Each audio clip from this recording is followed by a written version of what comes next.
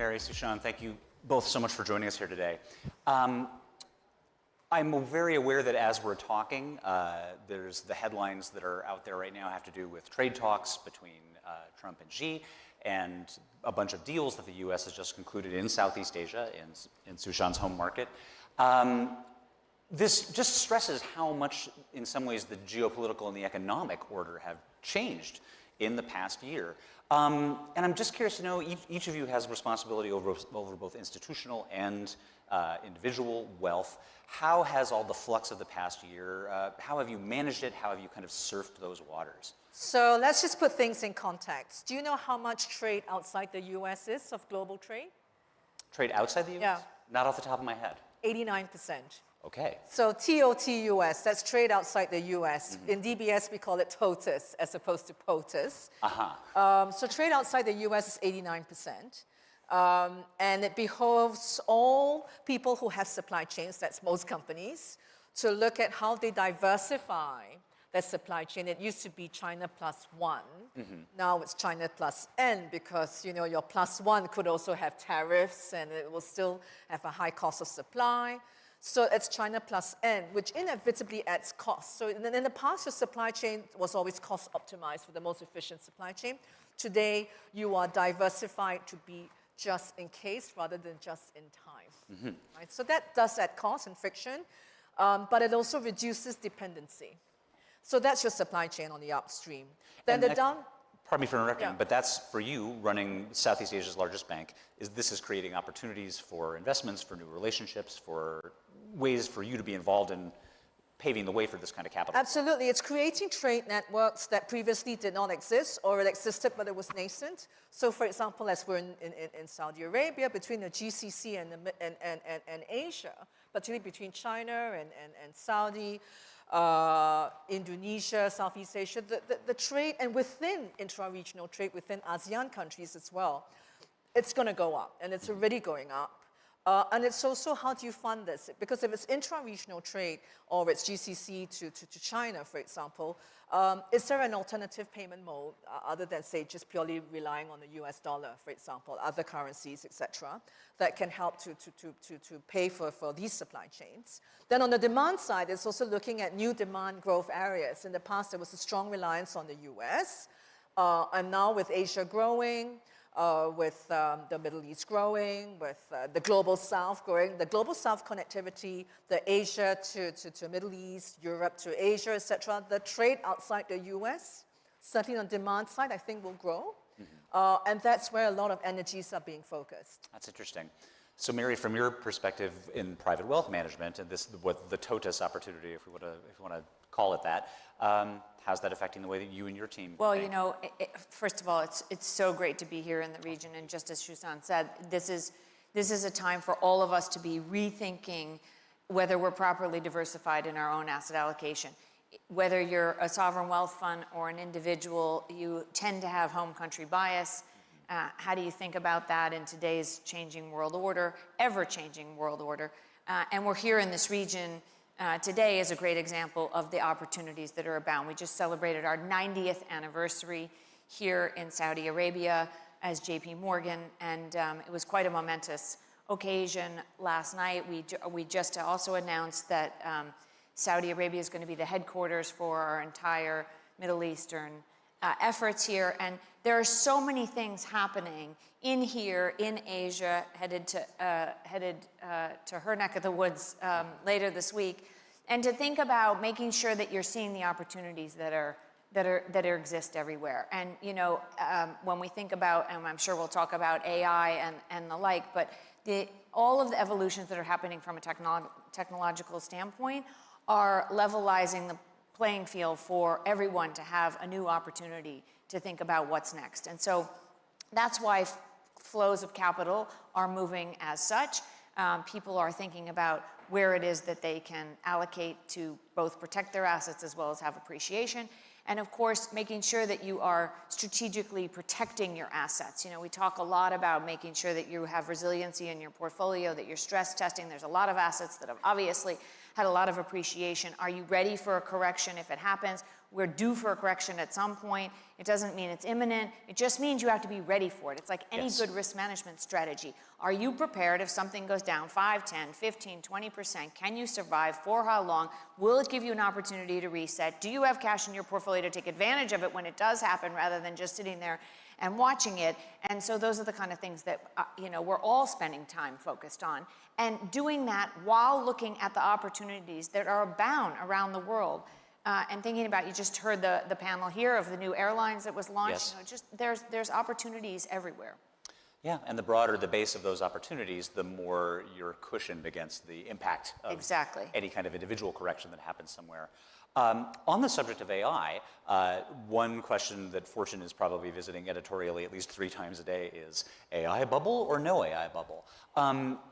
In the S&P 500, which is of course just one part of the global markets, a very high percentage of the gains in the last few years have come from AI and AI adjacent stocks. A Morgan Stanley report said it was something like 75% since 2022. From your point of view, respective points of view, is there an over-concentration in certain AI stocks at the expense of diversification, and is that a risk? Well, if you look at the Asia ex Japan multiples, we're at 12 to 14 times. I think the US, Mary, is in the high 20s, 30s. 30. AI stocks, 26, obviously, 1 astronomical. So there is an AI arbitrage, I guess, between Asia and the US. And thank God the US market is open, so global clients can participate in the US market and take advantage of the momentum there. But I think by and large, whether it's AI stocks, tech stocks, hardware, software, Asia still trades at a discount to the US. The Asian use cases are maybe a little bit more pragmatic. So rather than large language models, you have small language models. You have more use case driven outcomes. And you also have a blend of hardware and software. Right, so whether it's robotics, drones, in China they call it the low-flying economy, biotech, etc. Look, I mean, US and Silicon Valley is the hub of innovation, and everybody is super inspired by what's going on in the US. Asia, with a large population and a very big STEM graduate cohort in India, China, etc., naturally means there will be a lot of innovation and energy and startup activity. So I would say, have a global view rather than a kind of regional view. And not a zero-sum And look at view. some of the growth opportunities. I mean, in time to come, I hope East-West tech becomes interoperable. Right now, it seems to be a little bit bifurcated, if you will. Sure. But maybe this is the case for somewhere like Singapore, being the Switzerland of the East, perhaps, to try and make both sides more interoperable and have your IP set somewhere safe. But obviously, with PDPA and data security and what have you, to then bring the best of East and West AI together. Sure. I think that's exactly right. And I think you asked the question better than anyone that's asked it recently, just to be truthful, because everyone says, is there an AI bubble? That's like saying, is there a computer bubble? That's a crazy question. That's not, no, there's not an AI bubble. AI has not even been deployed anywhere to the extent that it will be. Less than 10% of companies actually say that it's embedded in the services and the products that they deliver today. There's an enormous amount of opportunity. But what you asked is, are AI stocks having a little too much concentration? Of course, like some do, some don't, some you're trying to extrapolate multiples out into the future of something that's only 3 years old from the mass general population. AI's been around for a lot longer than that, but how you think about it in terms of everyday use, in terms of companies taking away the no-joy work to be able to make workers more efficient, to think of entirely new ways to run your company. And so first there's the stages of just like AIing the processes that nobody likes, getting rid of the no joy work. But then there's when you really have time, you step back and you rip apart the whole thing and you say, why did we even do it this way? Why did we move something from A to B to C to D? We don't even need to do things that way. That's when you're going to see the power of AI drop to the bottom line of all these companies. And that's going to be the massive uplift. That's why you're seeing the multiples are the way they are. And the question is, how fast will we grow into those multiples? It's not that the multiples are wrong. They will eventually be right. Yeah. They may not be right for every company. But do they reflect 2026 reality or 2036 reality? Exactly. That's a great way of framing it too. Speaking of AI changing the way all these other companies work, I'm curious to know from each of you, what are you doing now with AI that's in your own work as a leader and as an executive? Well, it's I think people learn best by doing. Mary, don't you agree? Exactly.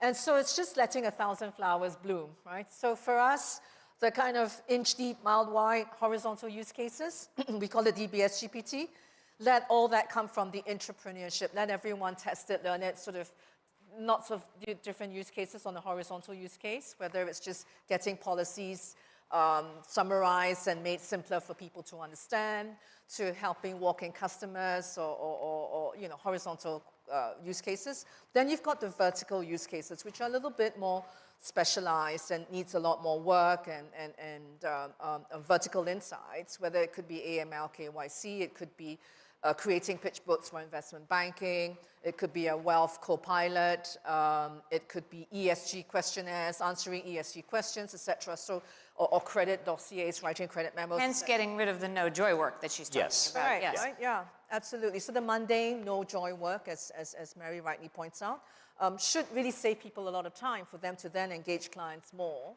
and do more meaningful work. Sure. Yeah, but AI is, look, if you're not frustrated using AI in your company, then you're nowhere near where you should be. And your entire teams need to be highly frustrated with it not moving as fast as your brain is trying to think about it. And that means you have the curious worker who's going to take you to the next generation. And so we talk about the entrepreneurs that we're meeting and the people that are on the forefront of this. Right. And so you can just see it in the companies that you interview, the management teams who get it, the management teams who don't. How do you think about that? JP Morgan invests $18 billion a year in technology, of which a large portion of it comes into play when we think about optimizing the way we do everything from protecting our clients from cyber and the like to just making processes and procedures much better. But we talk about AI as an investment. Really the world needs investments in all of these things, and we had talked a little bit about security, resiliency, making sure JP Morgan announced $1.5 trillion of investments back into the security and resiliency initiative that we've launched. We're going to make our first investment public this morning, New York time, where we're thinking about helping in the defense sector. There are parts of what we do when we think about how we help us and our allied countries that are 100% outsourced to China and Russia right now in terms of the core minerals and materials that are required. That just can't be. How did that happen? And so leaning in and making sure that we're all doing our part to make sure that those investments are in the right places around the world, and that we're investing in technology, in security and resilience, domestic manufacturing, all things on the technology front to make sure that the world is getting to a better place. It's a big deal. I saw a great quote, actually, well, not to pat herself on the back, but a great quote in a Fortune article from Su Shan when as you began your tenure as CEO this March, and you mentioned to your staff, you better buckle up. It's going to be a volatile year. Since then, you're 7 months since then, looking back at those 7 months, what's gone better than you thought? What's gone worse than expected? And if you, maybe 30 seconds for an answer. Well, the markets have been volatile. Yes. But what's gone better than I thought? Well, obviously the equity markets, they've all ratcheted. They came down on April 2nd, and then they've all gone up to new highs. Sure. That's gone better than I expected. But interest rate volatility, which you don't look at, certainly in Asia, we've had 400% interest rate volatility in some of the key rates. It's been crazy. And so that's been, that's taken us by surprise, honestly. So we were, right to buckle up. And when you get these kind of, large moves, hedge yourself, right? So we were able to capture some of these hedges when it happened. And it can go both ways. Of course. So that, in volatility lies opportunity. Hedge yourself. Be ready for the volatility, but don't be afraid. You're talking about people that are making very long-term investment decisions. Yes. Get yourself ready for the revolution that we're in the middle of. It's exciting. It's happening globally. Don't miss it. Don't miss it. And especially if you can put a cushion that gives you a backstop while you take risks, then the greater rewards You are there got for it. you too. That's a great note to end on. We're so very grateful to have you both here, and so grateful to our audience to you for their time and for yours. So Thank thanks you so all. much. So exciting to be here. Yeah, thank you.